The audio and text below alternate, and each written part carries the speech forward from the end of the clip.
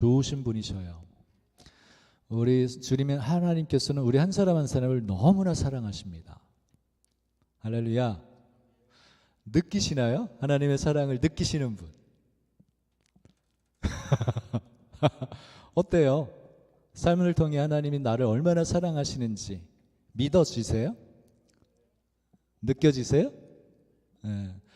하나님은 실제이십니다. 여러분, 지금 우리가 살아가고 있는 이곳을 그냥 우리가 눈에 보이고 만져지고 접촉하기 때문에 이것이 실제처럼 보이지만, 더 정확하게 얘기하면 보이지 않는 하나님의 나라, 영적인 영역이 실제예요. 거기가 실제이고 여기는 그림자예요. 아멘. 네.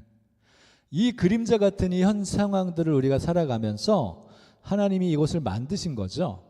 보이지 않는 영의 하나님의 나라의 원형을 딱 그대로 이 지구를 만드시고 온 세계와 열방을, 하늘과 우주를 만드셨다라는 것이죠. 그래서 우리가 피조 만물을 통해 하나님의 아름다움, 하나님의 전능하심과 하나님의 탁월하심, 전지하심, 그리고 그분이 우리를 향해 얼마나 선하시고 좋으신지를 우리는 직접적으로도 간접적으로도 경험하고 이해하고 알아갈 수 있습니다. 아멘. 여러분, 세상 만물을 보면서 여러분 정말 하나님은 너무나 선하시구나 라고 고백해 보신 분 계신가요? 우리 다음 세대들 자연스러운 거 아니야? 그냥 있는 거 아니야? 하면서 무덤덤하고 무각각하실 수도 있을 것 같아요. 그럼 믿음으로 볼 때는 이 모든 것이 하나님이 만드셨으므로, 이 자연 만물을 통해서 정말 하나님의 위대하심을 우리는 느낄 수가 있어요. 그치? 한영아? 할렐루야. 우리 주님을 찬양합니다. 정말 주님을 찬양합니다. 주님은 너무나 좋으시고 선하신 분이십니다. 이 제주도에서 주님을 높입니다. 주님은 제주도의 창조주시고 구원자이시며 제주도의 모든 피조물과 영혼들과 함께 주님 찬송 받으실, 주님만 찬송 받으실 이이십니다. 제주도의 주님이 왕이십니다. 또 모든 원수 마귀들은 우리 발 아래에 있음을 선포합니다.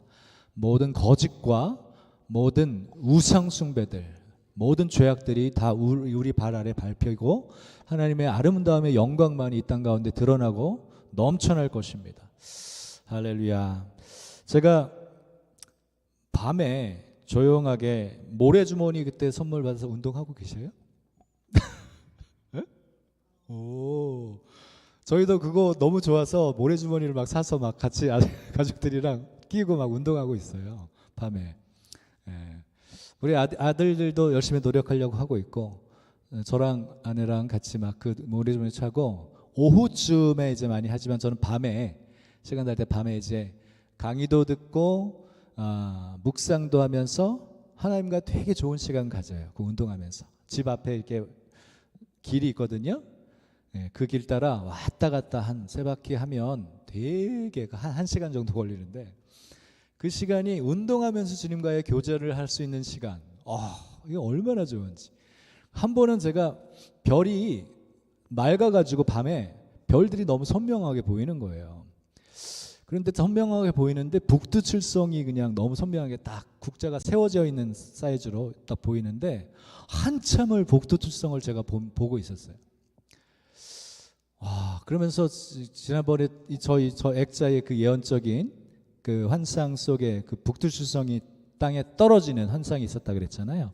이 북두칠성이라는 존재가 제주도에서는 고대적 조상들이 가장 크게 믿었던 하늘신, 천신이라고 해서 북두칠성신을 숭배하고 한라산 윗세오름 위에 그 위치로 가서 아주 주술적인, 그리고 인신제사까지 서슴지 않고 했던 그런 자료들이 있어요. 북두칠성 모양의 큰 돌탑들이 진으로 형성돼 있고, 우리 제주시 칠성 노타리도 그렇다 그랬잖아요. 거기도 원래 마을 주민들이, 조상들이 살았던 그 일터인데 북두칠성 모양으로 그 마을 중심으로 딱 그 칠성대라고 해서 그 무당들이 이제 그냥 일반 시민들이 당시의 샤머니즘을 토대로 한 그 하늘신을 섬기기 위해 거기서 열심히 비념하고 예배했던 그런 장소들이 있었어요. 이처럼 우리나라 제주도에서는 칠성신, 북두 칠성신을 그렇게 숭배했죠.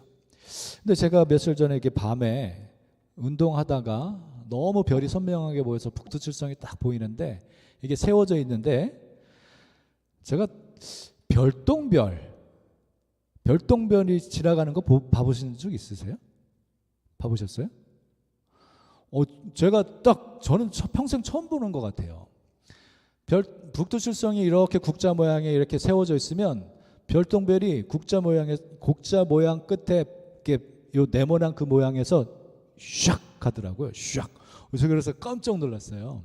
근데 한참을 주님을 묵상하고 주님께 집중하면서 주님이 주신 예언적인 부분들을 묵상하면서 제주 땅에 일하실 것들을 묵상하고 기도하고 있는 상황이었는데 북두 칠성 바로 옆에 그 별똥별이 슉 지나가는 거예요. 그래서 깜짝 놀랐어요. 그러면서 하시는 마음의 감동이 정말 때가 왔구나. 이 땅에 어둠의 세력들이 우리 안에 발 아래 밟히고 저 그림은 너무 멋져요. 아무튼 원수 마귀가 우리 발 아래 밟혀 있는 그 상황. 저 예수님께서 백록담에 두 발을 서시는 저 그림이 그리고 그분의 옷자락으로 덮는다. 이 옷자락을 덮는 것은 주님의 사랑으로 우리를 품겠다라는 얘기거든요. 우리를 품으셔서 우리를 구원하시고 우리를 치유하시고 우리에게 영생을 주시겠다라고 하는 강한 의지의 환상의 표현이거든요.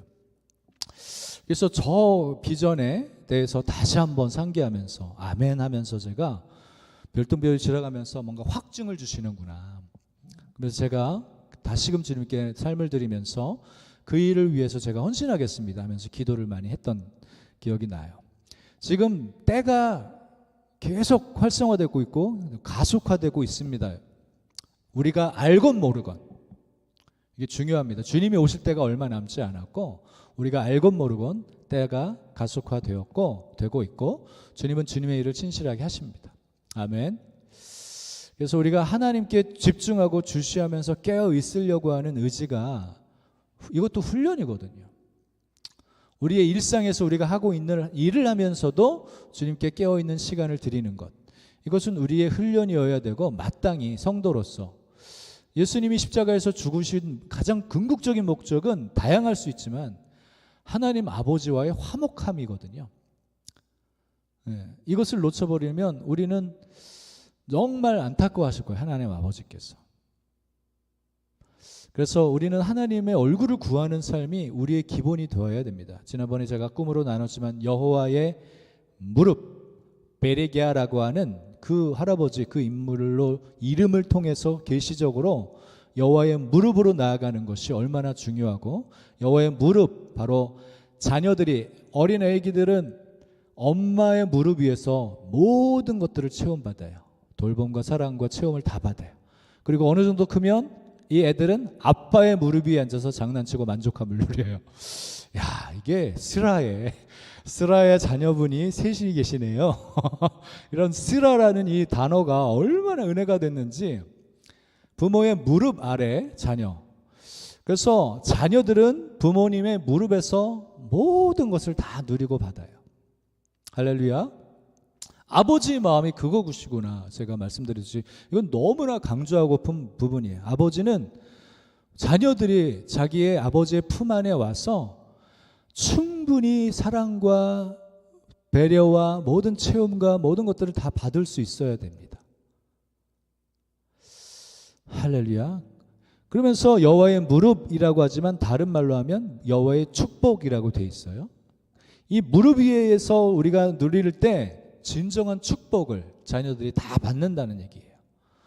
그래서 아버지는 여전히 자녀들에게 내게로 나오라 하면서 주님은 우리 자녀들을 기다려요. 내 안에서 치유와 안식과 사랑과 나의 모든 축복을 너희들이 다 받으렴, 내게로 나오렴 하면서 자녀들에게 콜링을 해요. 할렐루야. 그게 지금 아버지의 마음이고, 그리고 그 친밀함의 자리, 바로 여호와의 무릎, 아버지의 품 안으로 나아가서 주님을 깊이 만나고 알아가는 진정한 관계, 이게 예배라고 말씀드렸습니다. 주님을 정말 아는 거야. 주님이 나를 알고 내가 주님을 아는 것. 이것이 관계이고 이것이 예배다라고. 우리는 형식적인 것에 의존하셔는 안 돼요. 함께 모일 때 기름 부음에 함께 있고 우리가 성도로서 함께 주님을 우러러 예배할 때 그곳에 주님이 임하셔서 우리 가운데 더 놀라운 계시들 주시고 은혜들 주시고 은사들을 주시고 지금 이때 우리 가운데 말씀하시고자 하는 것들 더 듣고 그러면서 우리가 주님으로부터 공급함을 다시금 받아 다시금 파송되는 그런 구조여야만 됩니다. 사실은 형식적인 예배는 그거는 종교적인 것이기 때문에 우리가 그걸 따라갈 이유가 전혀 없는 거죠. 예배는 반드시 주님을 알아가는 것이고 만나는 것이며 그분으로부터 듣는 것이며 그분과 하나가 되는 것이라고 우리가 분명히 인지를 해야 됩니다. 할렐루야. 정말 우리 주님은 선하십니다. 오늘은 제가 제목을 그리스도의 장성한 분량 2라고 제목을 썼습니다. 여러분 본문 말씀을 제가 여러 구절 찾겠지만 요한복음 15장 1, 2, 3절, 4절, 5절 그렇게 같이 보십시다. 요한복음 15장 1, 2, 3, 4, 5 그렇게 먼저 보고 그 안에서 우리가 좀 더 이해를 갖기 원해요. 우리가 성숙해 나가야 된다. 이것이 자녀들은 마땅히 자라가야 됩니다. 그죠? 자녀들은 성숙해야 돼요. 성숙해 나가는 과정은 저절로 생기는 건 아니에요. 육체적으로는 밥만 먹으면 잘 소화만 시키면 육체적으로는 잘하지만 이 성숙함은 영적으로 내적인 성숙함은 반드시 어쩌면 훈련이 필요하고 어쩌면 훈계가 필요하고 양육과 돌봄이 필요한 것이 어쩔 수 없는 현실입니다. 자, 그래서 1절로 5절 말씀 다 같이 한번 읽겠습니다. 시작. 나는 참 포도나무요 내 아버지는 농부라. 물은 내게 붙어 있어 열매를 맺지 아니하는 가지는 아버지께서 그것을 제거해 버리시고 무릇 열매를 맺는 가지는 더 열매를 맺게 하려 하여 그것을 깨끗하게 하시느니라. 너희는 내가 일러준 말로 이미 깨끗해졌으니 내 안에 거하라. 나도 너희 안에 거하리라. 가지가 포도나무에 붙어 있지 아니하면 스스로 열매를 맺을 수 없음 같이 너희도 내 안에 있지 아니하면 그러하리라. 나는 포도나무여 너희는 가지라. 그가 내 안에 내가 그 안에 거하면 사람이 열매를 많이 맺나니 나를 떠나서는 너희가 아무것도 할 수 없음이라. 아멘. 자, 여기 2절 말씀은 되게 좀 두려운 말씀이에요. 감귤 농사하시는 분들 이게 정전이라고 하나요? 전정. 아하. 그걸로 이제 가지를 잘라내고 그러잖아요. 가지치기라고 하면 되는 거죠. 네. 이 가지치기를 과일 나무를 키우시는 분들은 가지치기 하는 것이 중요하다. 그래서 효과적으로 열매에게 에너지와 그 모든 것이 잘 공급되도록 하는 게 가지치기예요. 열매를 잘 맺게 하려고. 그래서 이 모든 것이 다 중요한 영적인 원리가 있다라는 것이죠. 만약에 그래서 열매를 맺는 가지가 있고 열매를 맺지 아니하는 가지는 다 잘라 버립니다. 열매를 맺는 가지는 더 열매 맺게 하려 그것을 더 깨끗하게 하신다. 그러면서 3절 말씀을 제가 예전에도 많이 강조했지만 너희는 내가 일러준 말로 이미 깨끗하여졌으니 라고 얘기할 때 이 깨끗하여졌으니 라고 하는 말과 가지치기 하는 말과 거의 같다라는 얘기예요. 문맥상. 그죠? 예. 말씀으로 내가 일러준 말로 내가 가지치기 하는 작업들을 너에게 해주었다. 이 말이랑 같은 얘기가 되는 거예요.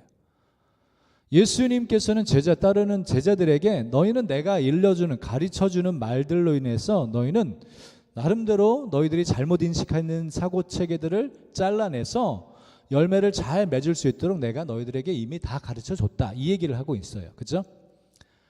그래서 이 가지치기를 하는 부분이 정말 중요한데 그러니까 주님의 말씀으로 우리의 잘못된 생각, 잘못된 사고를 바로잡는 일들을 하는 것이야말로 이것이 어쩌면 하나님이 우리에게 책망하시고 훈계하시는 것이라고 할 수 있죠. 이해되시죠? 그래서 하나님의 말씀을 쫓아서 우리가 하는 행동 중에 잘못된 것이 있으면 책망을 받으면 그걸 가지치가 돼서 이게 잘못됐었구나 하면서 돌이켜 주는 거예요. 이게 이제 회개라는 의미가 되고 우리의 사고방식을 바꾸는 것이 되는 거예요. 회개의 근본적인 의미는 바로 우리의 사고를 바꾸는 것이에요. 생각을 바꾸는 거예요. 그게 회개의 의미예요. 내가 이렇게 갔는데 이것이 잘못된 거였어? 이거는 아니었구나. 주님의 말씀이 가르쳐주면 가지치기가 된 거예요. 그러면 이렇게 가는 게 맞았어 라고 하는 거죠. 그러니까 생각을 바꾸는 것이 회개의 진정한 의미다. 그렇죠? 그러면 우리가 말씀이 우리를 가르쳐야 되시는데 예수님은 제자들을 어떻게 가지치기 해 가셨는지 그 단면들을 한 3군데를 찾아볼게요. 여러분 누가복음 9장을 한번 펴십시오.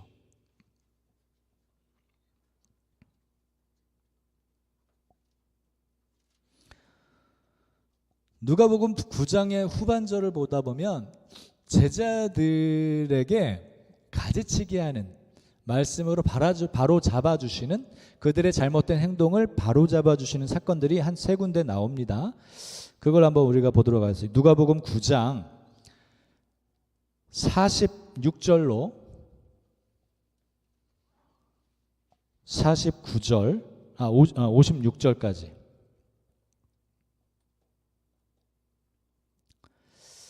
찾으셨어요? 한번 읽어보겠습니다. 다 같이 시작. 제자 중에서 누가 크냐 하는 변론이 일어나니 예수께서 그 마음에 변론하는 것을 아시고 어린아이 하나를 데려다가 자기 곁에 세우시고 그들에게 이르되 누구든지 내 이름으로 이런 어린아이를 영접하면 곧 나를 영접함이요 또 누구든지 나를 영접하면 곧 나를 보내신 이를 영접함이라.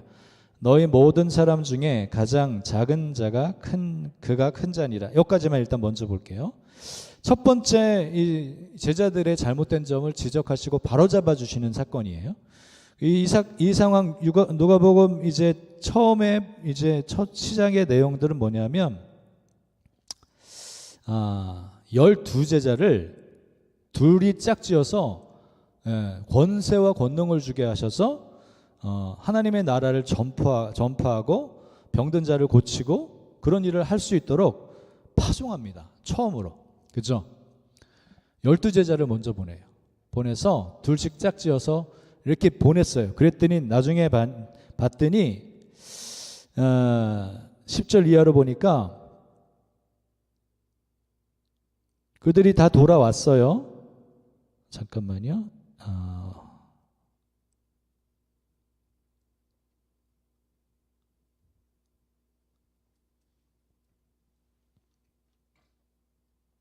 그래서 10절 이하로 보니까 엄청난 일들이 일어났다 그래요. 치유와 기적이 일어나고 귀신들이 떠나가고 영접하는 사람들도 있었고 너무나 큰 기적과 역사들이 일어났던 것들을 보고합니다. 예수님께.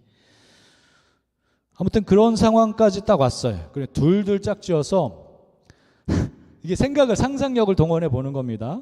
그래서 다시 본문으로 갔더니 46절로 딱 보니까 누가 크냐라는 변론이 일어나요. 어떤 추론이 생겨나냐면 둘둘 짝지어서 이제 6팀이 돼가지고 선교하고 주 예수를 믿게 복음을 전하고 하나님의 나라를 전거하고 손 얹어서 기도했더니 막 치유가 일어나고 귀신이 떠나가는 역사가 일어나는데 서로 이 선교 여행을 갔다가 이런 기적이 일어났고 이런 기적이 일어났고 서로 얘기할 거 아니에요. 그러면서 나름대로 내가 더 하나님께서 나를 통해서 더 큰 일을 했어 하면서 막 서로 막 자랑할 것 같아요.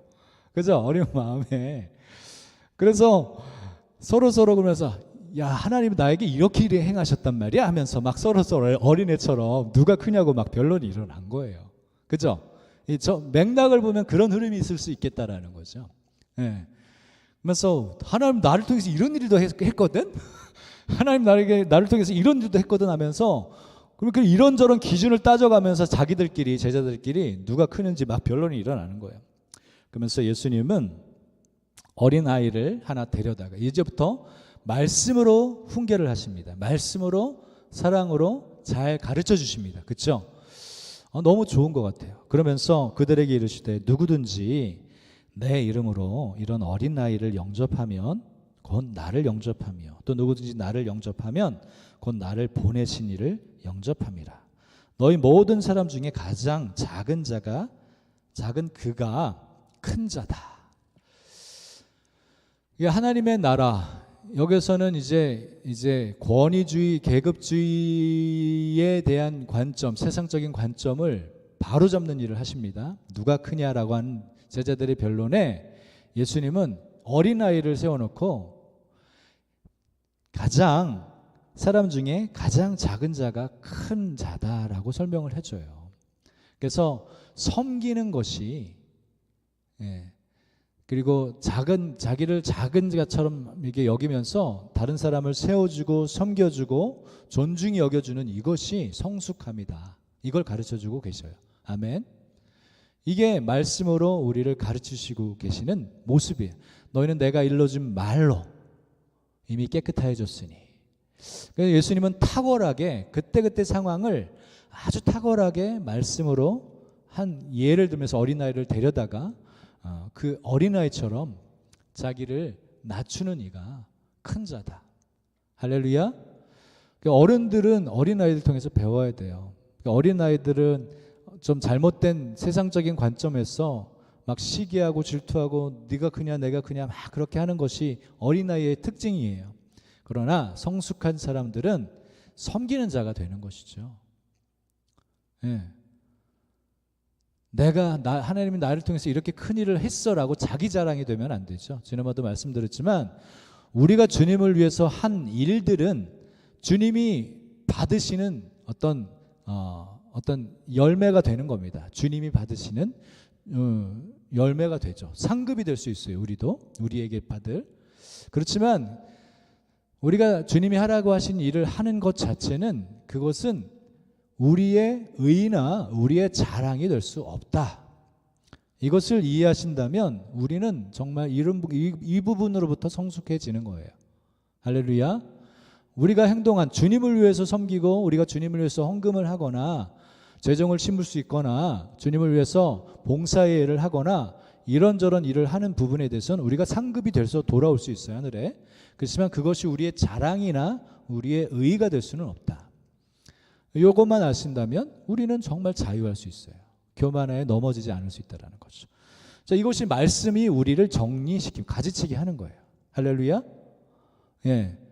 그래서 우리는 전혀 자랑할 이유도 없고 비교할 의의도 없다. 할렐루야. 예, 이것이 가지치기이고 성숙해가는 하나의 모습들입니다. 자, 49절로 보면 49절 50절 한번 보십시다. 시작. 요한이 여짜오되 주여 어떤 사람이 주의 이름으로 귀신을 내쫓는 것을 우리가 보고 우리와 함께 따르지 아니하므로 금하였나이다. 예수께서 이르시되 금하지 말라. 너희를 반대하지 않는 자는 너희를 위하는 자니라 하시니라. 자, 이 말씀도 가만히 보면 어떤 사람들이 예수님을 따르지는 않는데 예수님의 이름으로 귀신을 쫓아내고 있었던 것을 제자들이 본 거예요. 그러면 이 제자들이 야 너희들 아니 우리 주 예수님을 따른 우리가 제자들인데 너희들은 우리를 따르지 않으면서 너희들끼리 가서 너희들이 그런 일을 해. 우리 예수님의 이름으로 막 귀신을 쫓아내고 그래. 너 하지 마. 이러고 있는 거예요. 그래서 예수님이 딱 그 얘기를 딱 듣고 금하지 말아라. 아니 이게 너희를 반대하지 않는 자는 너희를 위하는 자다 하면서 우리는 우월감 속에 있는 거예요. 이 제자들은 우리가 이 예수님을 모시고 항상 함께 지내는 우리가 찐이야. 이렇게 생각하는 거예요. 그러니까 우리와 함께 하지 않는 다른 무리에서 그렇게 너희들 하면 야 너희들은 그거 아니거든. 너희들 우리에게 합류하든가 너희들 그거 하지 마. 이런 식으로 해버린다면 이거는 하나님의 나라의 원리가 아니다.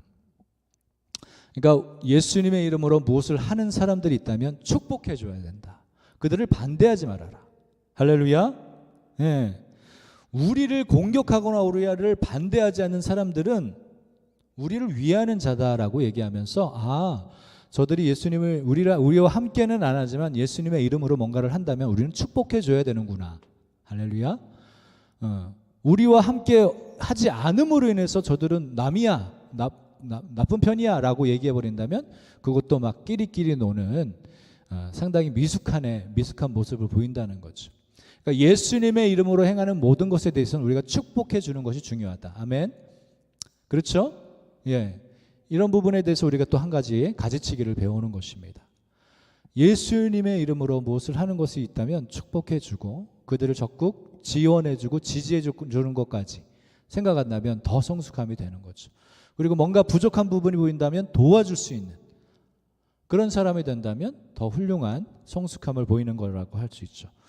예, 두 번째 가지치기를 또 배우고 있습니다. 자, 51절로 보면 56절까지 다 같이 읽습니다. 시작. 예수께서 승천하실 기약이 차감해 예루살렘을 향하여 올라가시기로 굳게 결심하시고 사자들을 앞서 보내심에 그들이 가서 예수를 위하여 준비하시려고 사마리아인의 한 마을에 들어갔더니 예수께서 예루살렘을 향하여 가시기 때문에 그들이 받아들이지 아니하는지라. 제자 야고보와 요한이 이를 보고 이르되 주여 우리가 불을 명하여 하늘로부터 내려 저들을 멸하라 하기를 원하시나이까. 예수께서 돌아보시며 꾸짖으시고 함께 다른 마을로 가시니라. 여러분, 이 야고보와 요한은 우레의 아들들이라는 별명이 있어요. 되게 뭐랄까 쉽게 표현하면 승질 있네. 네, 승질 있는 사람들이에요. 근데 이 야고보와 요한이 사마리아 마을에서 예수님을 영접하지 않아 버리니까 이 야고보와 요한이 막 화가 난 거예요. 마치 이건 분명 냉정하게 잘 보십시오. 하늘에 불을 내려서 사마리아 여인들을 다 죽여버릴까요? 그렇게 명할까요? 이 정도면 이건 완전 살기예요, 살기. 다른 말로 하면 살인의 영이에요. 이거 되게 중요한 관점이에요. 제가 이 말씀을 우리나라에 적용하기도 할 수도 있어요. 사람들이 아직 눈이 가리워져서요, 하나님에 대한 인식도 그분을 어떻게 섬기는지도 모를 수 있어요. 예를 들면 예배를 드리는데 딴짓하고 장난치고 잠자고 있는 사람들을 향해서 똑바로 하네 이 녀석들아 그러면서 화내버리면 그 얼마나 하나님의 마음을 반하게 하는 행동이 되겠습니까? 이 야고보와 요한은요, 하나님을 위해서 뭔가를 한다라고 하는 인식이 있어요. 하나님을 대적하네? 우리 예수님을 영접하지 않는단 말이야? 하면서 나름대로 하나님을 향해 뜨거운 열정으로 의를 표현하는 것처럼 보이는 거예요. 하나님을 위하는 마음이 있는 거예요, 이 야고보와 요한은. 그렇죠? 제가 거론을 하기는 없지만 우리 그 광화문 앞에 전 모 목사님네, 그분들이 얼마나 욕을 해가면서 저주를 퍼붓는지 여러분 인지하셔요? 엄청난 저주를 해요. 그 전 대통령을 향해서, 정권들을 향해서 엄청난 저주를 퍼부으면서 되게 악하고 하는 형태로 그냥 풀어갑니다. 이게 딱 이 야고보와 누구예요? 야고보와 요한, 예를 들면 극단적인 좌파 우파들, 이게 완전히 분열행의 살인의 영처럼 사로잡혀가지고요, 상당히 이것이 하나님을 위한 것인 것처럼 착각하면서 야고보와 요한 같은 일들을 하는 분들이 많다는 얘기예요. 제가 이것들을 느껴볼 때 정신이 확 들더라고요. 아, 그렇구나. 하나님을 위하는 일이라고 하면서 야고보와 요한처럼 혈기와 분노와 원수 갚는 일을 본인들이 다 하겠다는 형태로 하늘에 불을 내려서 다 멸하게 하고자 하는 그냥 그런 일들이 지금도 여전히 보인단 말이에요. 하나님을 믿는다고 하는 사람들이. 그러면 이것을 통해서요, 분명히 알아야 될 거, 하나님의 선하심이 가리워지고 도리어 하나님의 성품을 완전히 왜곡시키는 일을 해버린다라는 것이 현실인 것입니다. 이해되시죠? 그래서 예수님은 꾸짖으셨어요. 여기서 꾸짖으신다, 좀 언성을 높이셨죠. 화를 내셨어요. 근데 이제 다른 고대 사본에 어떤 말이 나오냐면, 너희는 무슨 정신으로 말하는지 모르는구나. 이 무슨 정신이에요? 살인의 영을 가지고 너무나 하나님의 나라 아버지의 마음을 알지도 못하면서 살인의 영을 가지고 죽이려고 하는구나. 너희들이 무슨 정신으로 하는지도 모르는구나 하면서, 인자는 사람의 생명을 멸망시키러 온 것이 아니요 구원하러 왔다라고 가르쳤어요. 이런 비슷한 말씀들이 많이 있어요. 예를 들면 누가복음 19장 10절에 보면 인자가 온 것은 잃어버린 자를 찾아 구원하려 함이라. 요한복음 3장 17절 하나님이 그 아들을 세상에 보내신 것은 세상을 심판하려 하심이 아니요 그로 말미암아 세상이 구원을 받게 하려 하심이라. 요한복음 12장 47절 사람이 내 말을 듣고 지키지 아니할지라도 내가 그를 심판하지 아니하노라. 내가 온 것은 세상을 심판하려 함이 아니요 세상을 구원하려 함이라. 이게 철저하게 예수님께서는요 세상에 오신 가장 그분이 오신 목적들이 여러 가지가 있지만 우리를 구원하시기 위해 마귀를 멸하시기 위해 그리고 우리에게 사망을 멸하시고 우리에게 생명을 주시기 위해 그분이 오신 일들이 여러 가지 나열됐지만 그분이 오신 목적이 가장 큰 그분이 오신 목적이 뭐냐면 아버지의 성품을 아버지를 세상에 나타내시고자 하는 것이 가장 큰 목적이었어요. 이해되시죠? 아버지의 선하심. 아버지를 오해하는 사람들은요 상당히 문제를 가져요. 미숙함을 계속 유지하게 되는 거예요. 이 야고보와 요한장 나간 사람들이 세상에 얼마나 많은지 제가 이 말씀을 좀 묵상하면서 그렇구나. 여전히 제가 아는 주변에도 가끔 우리가 해야 될 부르심은요 아버지의 성품과 아버지의 마음을 나타내는 것이에요. 저들은요 여러분 요나서 4장 11절 말씀을 한번 보십시다. 요나서 4장 11절 말씀. 요나가 니느웨 가서 아버지의 하나님의 말씀을 좀 증언해라. 심판이 올 거다라고 이렇게 얘기해라. 그래서 가기 싫었어요. 그렇죠? 요나의 내용 아시죠? 왜냐하면 그 니느웨라는 그 나라가 그러니까 당시 이스라엘 역사적으로 보면 이스라엘을 괴롭히고 공격했던 되게 못돼먹은 나라였거든요. 잘 됐다. 이제 하나님의 심판이 이제 하나님의 공의로운 심판이 이제 니느웨 가운데 있게 되는구나. 하나님은 너 가서 이제 심판이 있을 거다라고 얘기하지만 가서 얘기도 안 할 거, 얘기도 안 하고 싶어서 다른 데 가버리다가 배에서 풍랑 만나가지고 배에 떨어지니까 큰 물고기 뱃속에 들어갔다가 회개하고서 툭 내뱉어서 다시 니느웨로 갔어. 그래도 건성건성 그 니느웨라는 나라가 3일 길로 걸어가서 될 나라도 아니래요. 그냥 대충 한 거예요. 심판이 있을 거라고 뭐 말만 한 거예요. 그래서 이제 좀 위로 올라가서 앉아서 이제 주님이 어떻게 심판하시나 보자 하고 있는 상황인 거예요. 그래서 박넝쿨을 해서 뜨거우니까 박넝쿨을 딱 자라게 해서 그늘 만들어주니까 너무 좋아하다가 박넝쿨이 이제 시들어 보니까 막 이제 화냈잖아요. 요나가. 그런 상황 속에 가르쳐 주신 거죠. 11절 말씀.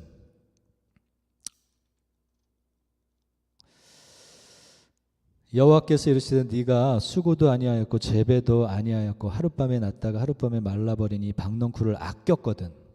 요나 네가 박넝쿨을 이렇게 아꼈잖니. 하물며 이 큰 성읍 니느웨에는 좌우를 분별하지 못하는 자가 12만여 명이요 가축도 많이 있나니 내가 어찌 아끼지 아니하겠느냐. 구약에서 아버지의 선하심을 맛보는 것은 되게 중요합니다. 왜냐하면 구약에서는 되게 심판주의 하나님처럼 많이 인식을 많이 하고 과장을 많이 해요. 근데 하나님이 사사기나 어디서나 이스라엘 백성들이 그렇게 우상숭배하고 하나님 섬기지 않고 음란하게 우상숭배하는 것을 볼 때마다 채찍을 해셔야 돼요. 정신 못 차리면 이들은 멸망하거든요. 주님의 선하심이 거기 하나님의 심판 안에도 주님의 선하심이 있어요. 그죠? 심판을 하시는 목적과 이유는 회개하라고 정신 차리라고 하신 거예요. 구약도 신약도 읽어보면 주님은 정말 선하심을 나타내십니다. 근데 니느웨 이 요나서 4장 11절 말씀은 정말 여기서 하나님의 선하심을 경험할 수 있어서 저는 너무나 감사해요.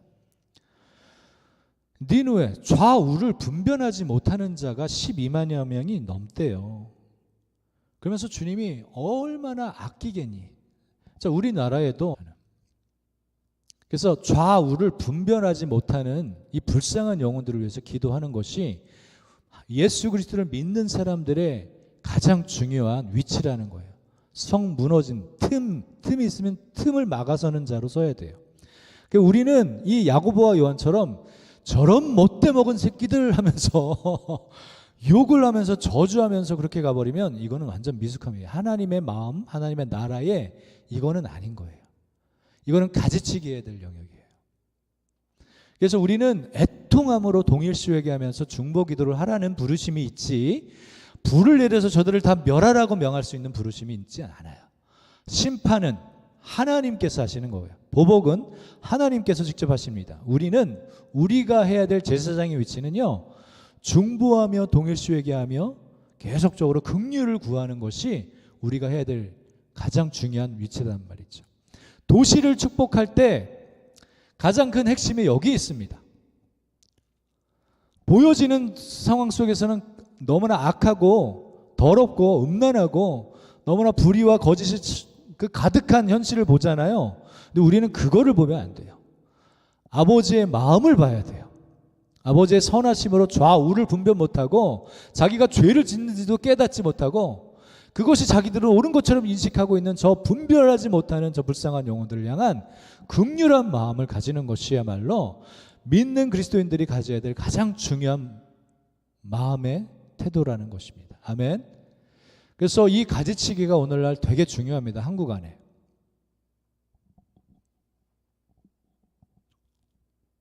너무나 중요합니다. 제가 몇 주 전부터 시편 110편 말씀 되게 중요하다고 두 번에 나눠서 말씀드렸어요. 그래서 1절부터 3절까지는 예수 그리스도의 공생의 사업과 부활까지 승천하신 것에서 원수들이 발판되게 하는 그 일들을 이제 교회가 하나님과 더불어 그 교회가 원수를 발판, 그러니까 완전히 굴복시키는 일, 시온에서 권능의 교, 성령께서 우리 가운데 임하셔서 성령의 권능으로 우리가 사역하도록, 그래서 우리는 원수들 가운데 다스리는 자로 서게 만드셨어요. 그리고 주의 권능의 날에, 주의 군대가 소집되는 날에 주님의 백성들이 거룩한 옷 자체가 탁월하고 정말 근엄하고 아름답고 탁월한 그런 성숙함의 옷을 입어서, 성숙함의 옷이더라고요. 옷 자체가 거룩하고 탁월하고 성숙한 그런 하나님의 사고체계로 세팅된 천국의 킹덤의 사고체계로 무장된 그런 사람들이 마지막 때의 추수를 준비하면서 즐거이 헌신하는 모습이 3절에 나온 거예요. 그러면서 그 마지막 때에 헌신하는 그들에게 4절 말씀이 주어집니다. 4절 말씀에 멜기세덱의 서열을 따라 영원한 제사장이다라고 하는 말씀이 주어져요. 그리고 5절부터는 이제 마지막 때 예수님의 재림, 진노하시는 주님으로 오신다고 말씀드렸죠. 근데 주님이 재림 직전에 멜기세덱의 기름 부음이 이때 가운데 강력히 풀어져야 된다고 시편 110편 4절에 딱 사이에 들어있는 거예요. 이 멜기세덱의 기름 부음이 뭐냐? 제가 이거를 구체적으로 이거는 제가 지난번에 슈퍼블룸 때 짧게 나눴지만 조금 더 설명을 지금 드리고 싶습니다. 여러분, 창세기 14장 펴십시다. 창세기 14장.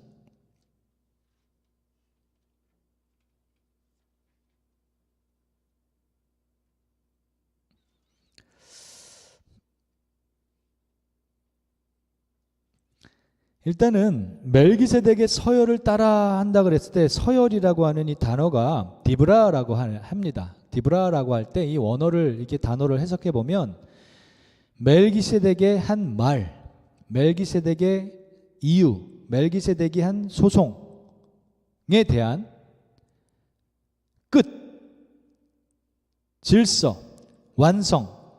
그래서 이것을 설명하자면 시편 110편 4절 말씀에 여호와께서 맹세하고 변하지 아니하시리라 이르시기를, 너는 바로 몸된 교회, 예수님에 대한 부분이고 몸된 교회는 우리에 대한 부분이에요. 멜기세덱의 서열을 따라 영원한 제사장이라 할 때, 서열을 따라라고 얘기할 때 이렇게 다른 말로 이렇게 해석할 수 있는 것입니다. 멜기세덱이 선포한 말, 소송들을 완수하기 위한, 끝내기 위한 영원한 제사장이다. 이해되셨어요?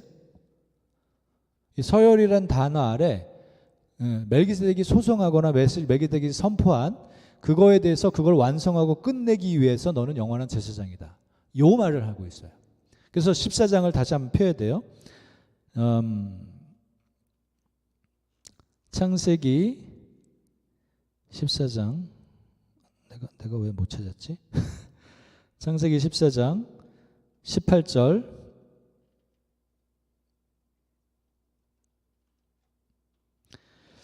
자 18절로 20절 말씀인데 눈으로 들어오십시오. 살레망 멜기세덱이 떡과 포도주를 가지고 나왔으니 그는 지극히 높으신 하나님의 제사장이었더라. 그가 아브라함에게 축복하여 이르되 천지의 주제이시여 지극히 높으신 하나님이여 아브라함에게 복을 주옵소서. 자, 멜기세덱이 선언한 하나님을 향해서 소송한 소송, 이것을 끝내기 위해서 너희는 영원한 제사장이다라고 얘기했는데 멜기세덱이 한 말이 뭐예요? 아브라함에게 복을 주시옵소서예요. 복을 주시옵소서. 아브라함은 믿음의 조상입니다. 우리가 믿음의 후손들이잖아요. 그 아브라함은 초자연적으로 318명을 거느리고 그돌라오멜 연합군에 그들이 몇 명인지 군사 인원이 몇 명인지 나오진 않았지만 318명보다 최대한 어마어마하게 많았을 거예요. 거기까지 찾아가서 그 적군을 다 무찌르고 거기 노량물까지 다 가지고 왔어요. 롯도 그리고 재산도 다 가지고 왔어요. 그러면서 20절 말씀 보면 너의 대적을 내 손에 붙이신 지극히 높으신 하나님을 찬송할지로다. 그러면서 이 아브라함이 318명을 데리고서 그 적군을 못 찌른 모든 상황들을 가만히 보면 너의 대적을 내 손에 붙이신 하나님, 그래서 하나님이 승리를 이루셨다. 아멘. 이거는 정말 초자연적으로 하나님의 천사들이 개입한 일이지 318명이 그들을 다 죽일 수 없어요. 이것은 마치 예수님께서 우리를 위해서 승리를 이미 이루어버리신 그거와 같은 거예요. 할렐루야.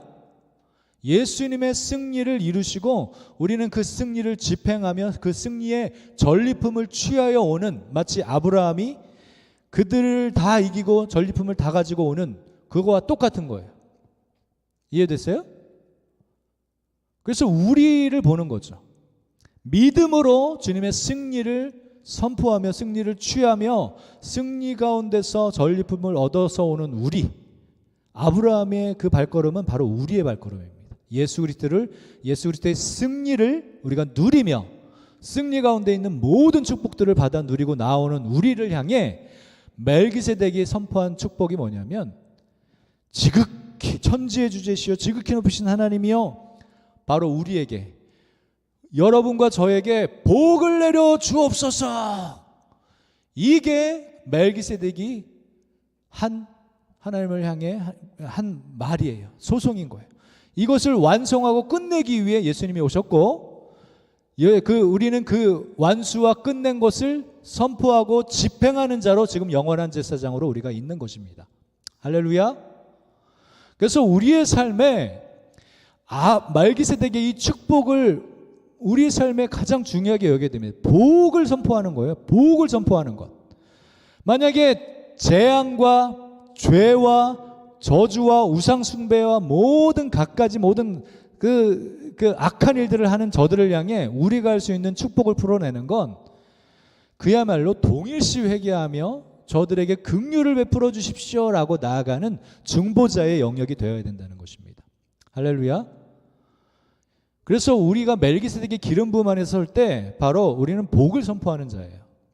우리 입술로 저주를 하면 안 됩니다. 우리 입술로 사람들을 저주하고 비방하고 험담하면 안 돼요. 그리고 20절 말씀을 딱 보면 하나님을 찬양하여라 라고 할 때 이 제사장의 위치가 이런 부분, 하나님을 온전히 섬기는 거예요. 주님을 찬양하는 것이 멜기세덱의 기름 부음 중에 하나인 것입니다. 온전히 하나님을 섬기는 거예요. 하나님을 높이는 것. 우리 삶에 계속적으로 감사하며 찬송하며 주님을 높여 섬길 때 영적인 기류가 바뀌어요. 그래서 여러분 진짜 매일마다 우리가 일어나자마자 하나님 감사합니다, 주님을 찬양합니다 이렇게 일어서는 거랑 그러면 삶이 바뀌어요. 시간들이. 그래서 우리가 주님을 향하여 온전한 감사와 찬양과 경배를 드릴 때 하늘이 임해버립니다. 그리고 우리의 권세는요 절대로 저주의 말을 입 밖에도 내면 안 돼요. 그건 미숙함이에요. 야고보와 요한처럼 절대로 그 가지치기를 해야 됩니다. 우리 삶에 저주의 말을, 사람들을 죽이려고 하는 살인의 영을 완전히 가지치기 해버리셔서 우리는 멜기세덱의 기름 부음 가운데서 축복을 풀어내는 자다. 할렐루야. 그래서 동일시하며 회개하는 것과 하나님 자비와 긍휼을 베풀어 달라는 그 기도, 이게 복을 비는 거예요. 알지 못하는 거예요, 영혼들이. 우리도 알지 못하다가 주님의 십자가의 죽으심으로 말미암아 영원히 지옥 가고 죄의 형벌을 받아 지옥에서 망할 우리인데, 그 하나님께서 우리를 사랑하셔서 예수님을 우리 대신 죽게 하셨잖아요. 예수님이 우리 대신 죽으셨고 예수님이 받아야 될 영생을 우리가 받은 거예요. 그래서 우리 모두는요, 믿지 않는 사람, 죄인 된 사람들을 향해 긍휼한 마음을 가져야 돼요.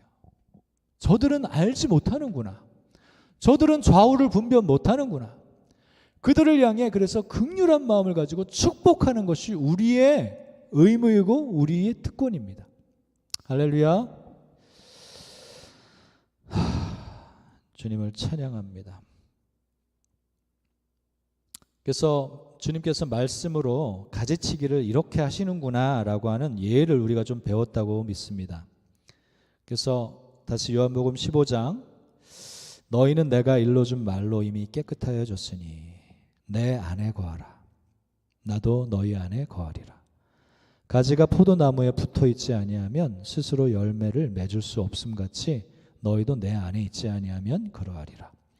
나는 포도나무여 너희는 가지라.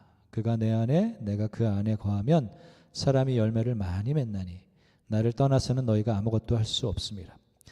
우리가 나무이신 예수님께 붙어있는 가지예요. 그분께 붙어있으면 우리는 절절로 열매를 맺습니다.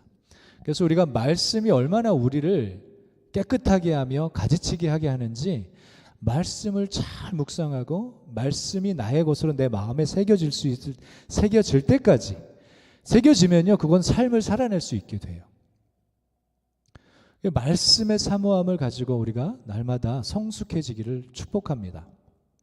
그리스도의 장성한 분량이 충만한 데까지 이르는 것은 마땅히 이때 가운데 우리가 해야 될 부르심이에요. 우리가 그렇게 나아가야 돼요. 그것이 우리의 부르심이기 때문에 말씀이 어떻게 얘기하는가, 말씀은 무엇라고 말하는가, 예수님은 뭐라고 말씀하셨나, 이것들을 확인해 나가는 작업, 그것이 우리에게 가장 중요한 부분입니다. 포도나무인 주 예수님께 붙어있는 것, 말씀에 정렬된 거예요. 말씀이 뭐라고 말하는가, 그거를 찾아서 말씀에 맞춰서 우리가 가지치기를 당해야 됩니다. 주님의 훈계와 채찍에.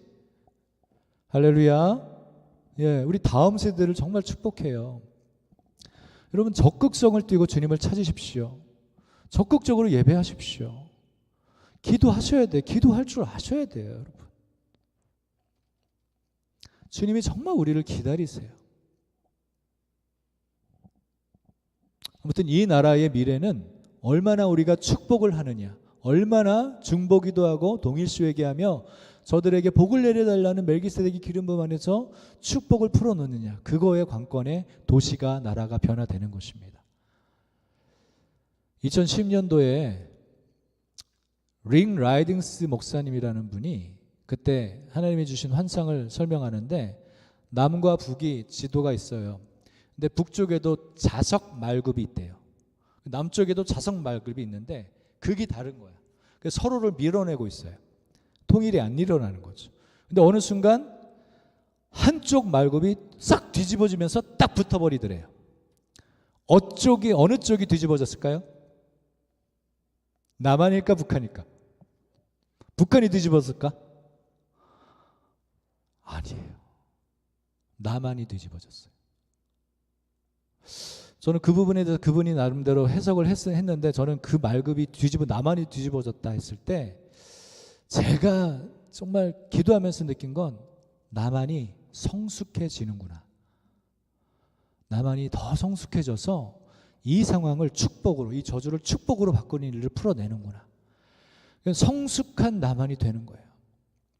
지금 야고보와 요한 같은 불을 명하여 저주하게 하는, 죽여버리고자 하는 그런 세력들이 너무나 한국 교회 안에 너무나 팽배했습니다. 근데 현실적으로 보면 그렇게 가는 게 마땅해 보이는 것처럼 모두가 인지를 해요. 근데 그렇게 가버리면 절대로 문제의 해결을 볼 수 없습니다. 그냥 어둠의 나라를 확장시켜 나가는 것밖에 안 돼요. 옳은 것처럼 여길 수 있겠지만 그건 하나님의 나라의 방법이 아닌 거예요. 그래서 우리는 빨리 가지치기 하고 돌이킬 수 있어야만 됩니다. 할렐루야. 자, 우리 기도하고 마치도록 하겠습니다.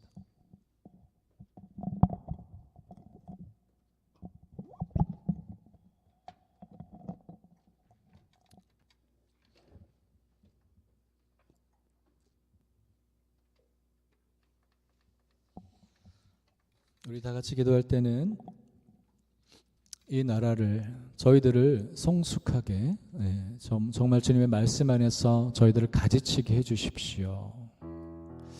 말씀으로, 주님이 일러주신 말씀으로 우리가 깨끗하여지기 원합니다. 우리를 가지치게 해주십시오. 말씀에 정렬하기 원합니다. 우리 한국교회를 가지치게 해주십시오. 우리가 야고보와 요한처럼 정말 하나님의 나라에 예수님을 위해 열심히 특심인 것처럼 인식하지만 미숙함으로 아버지의 마음의 의도를 몰라 하늘에 불을 내려서 저들을 다 죽이라고 명할까요? 라고 하는 그런 사고를 가지신 어떤 그런 분들이, 어르신들이 참 많은 것 같습니다. 하나님, 우리를 긍휼히 여기사 주님의 말씀의 계시를 따라 우리가 돌이켜서 회개하는 은혜가 있게 하여 주십시오. 하나님의 나라의 사고방식으로 바뀌는 은혜가 있게 하여 주십시오. 한국 교회 안에 새로운 영적인 말씀의 계시로 말미암아 마치 말급 자석이 뒤집어지는 강력한 역사가 일어나므로 나라와 민족을 축복하는 이 정말 한국 교회가 될 수 있도록, 성숙한 한국 교회가 될 수 있도록 주님 그렇게 일하여 주십시오.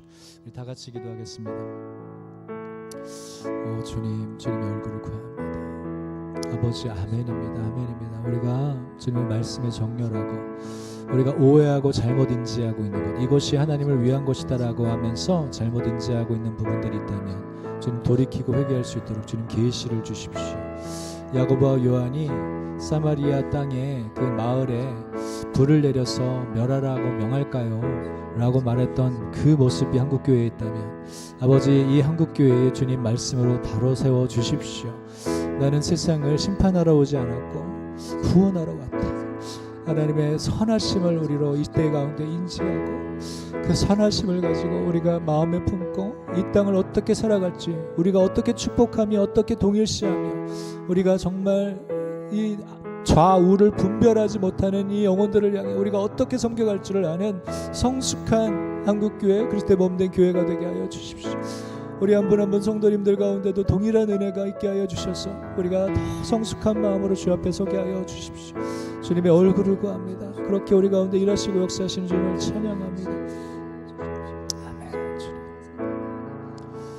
주님 감사합니다. 우리는 날마다 그리스도의 장성한 분량이 충만한 데까지 이를 것입니다. 우리가 말씀에 정렬하고 말씀이 말씀하시는 대로 우리가 계속 조정하고 돌이켜서 하나님 나라의 사고방식으로 계속 변화될 것입니다. 여기 예수님의 살과 피를 우리가 먹고 마실 때에 다시금 그리스도께 정렬하며 포도나무 대신 예수님께 우리가 가지로서 붙어 있어 주님으로부터 오는 공급, 주님의 말씀대로, 주님의 성품대로, 주님의 역사하심대로 우리가 온전히 연결되어 저절로 열매 맺는 삶으로 우리가 나아갈 것을 선포합니다. 이 성찬을 우리에게 주셔서 주님의 생명을 우리에게 주시고 계시를 주셔서 감사합니다. 주님을 먹고 마실 때 우리가 주님과 더 하나 될 것입니다. 감사드리고 예수님의 이름으로 기도합니다. 아멘. 우리 장로님 좀 도와주시겠습니까? 장로님.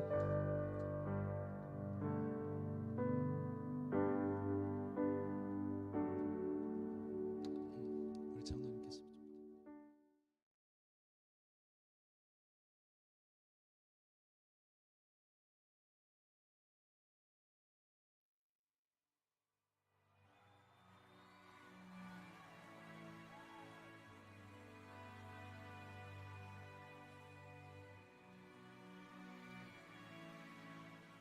God of creation, there at the start, before the beginning of time.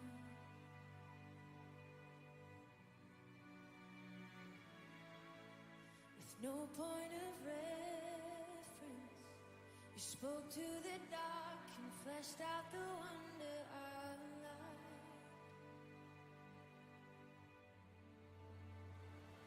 And as you speak, 100 billion galaxies are born. In the vapor of your breath, the planets form. If the stars were made to worship so light, I can see your heart in everything you've made. Every burning star, a signal fire.